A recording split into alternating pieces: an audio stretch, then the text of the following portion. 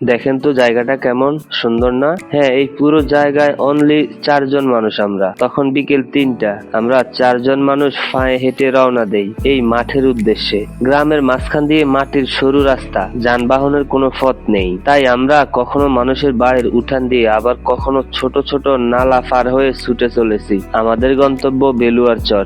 কখনো জুতা পায়ে, আবার কখনো হাতে। এইভাবে প্রায় 1 ঘন্টা পায়ে হেঁটে আমরা পৌঁছে যাই এই চরের মাঝামাঝি জায়গায়। এখানে পৌঁছানোর পর মনে হলো এই যে কিছু সময় আগে যে আমরা জুতো হাতে নিয়ে হাঁটছিলাম সেটা আসলে সার্থক।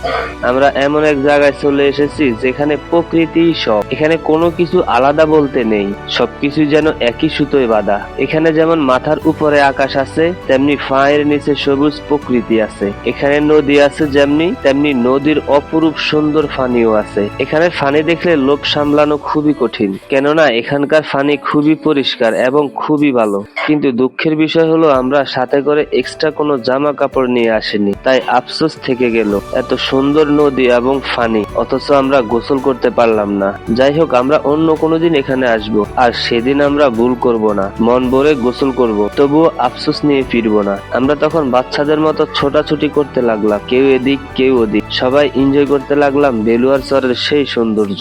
যে যার মতো করে নিজের সাথে মানিয়ে নিলাম এখানকার আকাশ এবং নদী। প্রকৃতি এখানে নিজের মতো করে সেজেছে। কোথাও দবদবে সাদা পানি, আবার কোথাও ঘন সবুজ ঘেরা প্রকৃতি, সাথে এক আকাশ মেঘ তো আছেই। সব মিলিয়ে অসাধারণ ভালো লাগার মতো জায়গা। তাঁবুটা নিয়ে যদি এখানে একটি রাত থাকতে পারতাম, তাহলে হয়তো রাতের বেলায় নদীর পানির শব্দ খুব ভালো করে এনজয় করা হতো। যাই হোক, আমি এতক্ষণ যে জায়গা নিয়ে বকবক করছিলাম, এটি নরসিংদী জেলার রায়পুরা থানার বেলুয়ারচর ইউনিয়ন। সৌন্দর্যের দিক থেকে এই জায়গাটি কোনো অংশে কম নয়। কি নেই এখানে? জনমানব শূন্য প্রকৃতির এক মহারাজ্য। এতক্ষণ আমার বকবক শোনার জন্য ধন্যবাদ। আর কাকে নিয়ে যেতে চান অবশ্যই জানাবেন। ভিডিওটি ভালো লাগুক বা না লাগুক, লাইক কমেন্ট করতে ভুলবেন না।